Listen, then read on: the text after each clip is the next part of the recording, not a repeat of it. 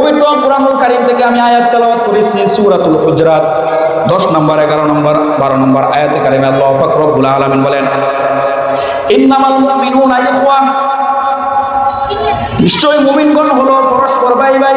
ফাসলিহু বাইনা আখওয়াইকুম, যদি দুই ভাইয়ের মাঝে দ্বন্দ্ব হয়, মারামারি ফাসাদ হিংসা বিদ্বেষ তৈরি হয়ে যায়, ফাসলিহু, তোমরা তাদেরকে সংশোধন করো।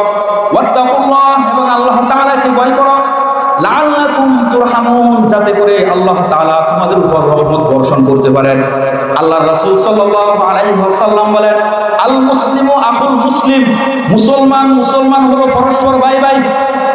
কিন্তু আজকে বর্তমান জামানার মধ্যে তাকিয়ে দেখবেন, আল্লাহ পাক রব্বুল আলামিন বলেছেন, ফাসলিহু বাইনা আখওয়াইকুম, দুই ভাইয়ের মধ্যে যদি মারামারি হয় তোমরা তাদেরকে সংশোধন করে দিবা।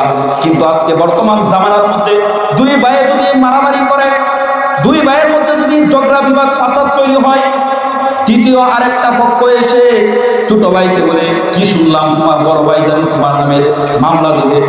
আরে বলেন কি, বড় ভাই আমার নামে মামলা দেবে? সে ঘুম থেকে উঠে বড় ভাইয়ের নামে দেয় 5 মামলা। এরকম আছে না নাই?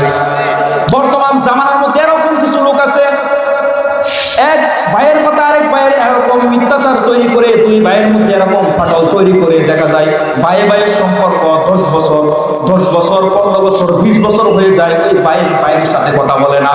অথচ আল্লাহ পাক রব্বুল আলামিন বলেন, ফাসলিহু, তোমরা তাদেরকে সংশোধন করে দাও। ওয়াত্তাকুল্লাহ, এবং আল্লাহ তাআলাকে ভয় করো। লাআল্লাকুম তুরহামুন, যাতে করে আল্লাহ তাআলা তোমাদের উপর রহমত বর্ষণ করেন। কিন্তু আজকে আমরা এটা করি না।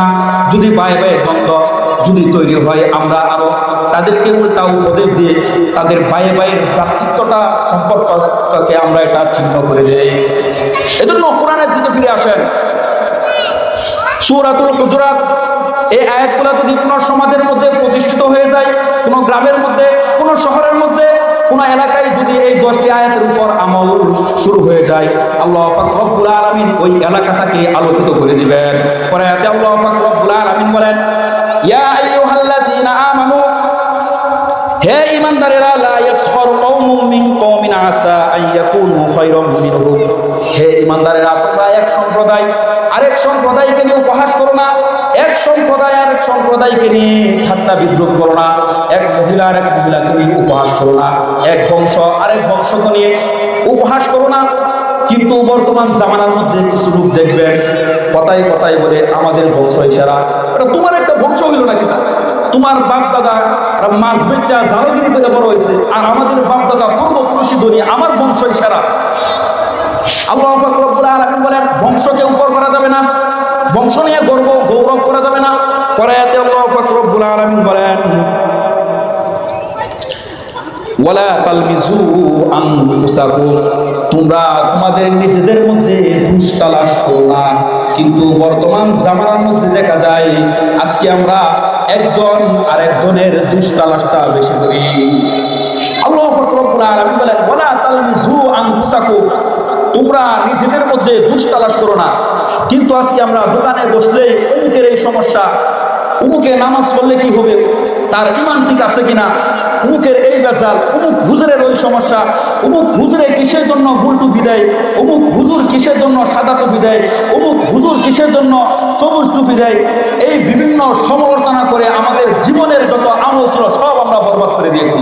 দেখা যায় একটা মানুষের 60 বছর হয়, এই 60 বছর বয়সের মধ্যে এত পরিমাণ মানুষের দুষ খুঁজে, ওই লোক দুষের কারণে অনেক মানুষের বিয়ে ভেঙে গেছে, এই দুষ করার কারণে অনেক সমাজের মধ্যে অশান্তি তৈরি করেছে। এজন্য আল্লাহ পাক রব্বুল আলামিন বলেন, ওয়ালা তালমিজু আনফুসাকুম, তোমরা নিজেদের মধ্যে দুষ তালাশ করো না। ওয়ালা তানাবাজু বিল আলকাব, এবং খবরদার তোমরা একে অপরের নাম কোনো সময় বিকৃত করে রাখবা না। আমার নাম রেদওয়ান আহমদ, কেউ যদি আমাকে এই নামটা বিকৃত করে রাখে, এটা আমার জন্য অনেক খারাপ হয়ে যাবে। যখন কোনো মানুষের সাথে দেখা হয়, তার সাথে খুব ভদ্রতার সাথে কথা বলেন। এই ভদ্রতার সাথে কথা বলার কারণে 5 বছর পরেও যদি ওই মানুষটার সাথে আপনার দেখা হয়, আগে আপনাকে সালাম দেবে শুধুমাত্র একটি কথা ভালোভাবে বলার কারণে। কথা বলেন ঠিক কিনা? এজন্য এই কোরআনের দিকে আমাদের ফিরে আসতে হবে। পরে আয়াতে আল্লাহ পাক রব্বুল আলামিন বলেন, বিসাল ইসমুল ফুসুক বাদাল ঈমান, ঈমান আনয়নের পর কোন মুমিন অথবা স্বামীর নারীকে নাম বিকৃত করে ডাকা এটা হারাম, নাম বিকৃত করে ডাকা যাবে না। ওয়ামাল্লাম ইয়াতুব ফাউলাইকা হুমুজ জালিমুন, এরপরেও যারা আমার বিধান পেয়ে যারা তওবা করেনি, আমার এই কোরআনের আয়াত নাযিল করার পর, আমার কোরআন বিধান নাযিল করার পর যারা এই কোরআনের আয়াত পড়েও যারা তওবা করেনি, আল্লাহ পাক রব্বুল আলামিন বলেন ফাউলাইকা হুমুজ জালিমুন, এরা এগুলো জাতির মধ্যে সবচাইতে নিকৃষ্ট। কথা বলেন ঠিক কিনা?